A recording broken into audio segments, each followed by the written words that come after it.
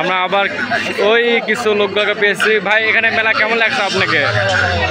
Thank you ভাই। আপনি কিছু বলেন ভাই। আমরা আবার সেই ব্যক্তিদের পেয়েছি টাকা তোলার, দেখতেছি বক্তব্য দিচ্ছে।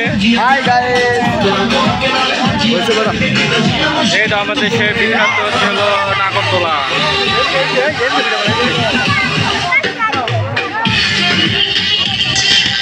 এটা ছিল সেই যেখানে হচ্ছে হলো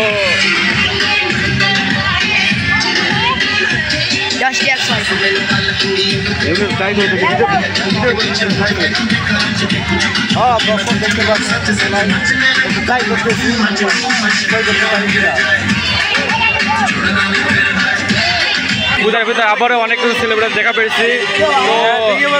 পূজার বিষয়ে ভাইয়েরা আপনারা কিছু বলেন, পূজাটা কেমন লাগছে অনুষ্ঠানটা? থ্যাংক ইউ, অনেক ধন্যবাদ ভাই, আপনাদেরকে অনেক ধন্যবাদ।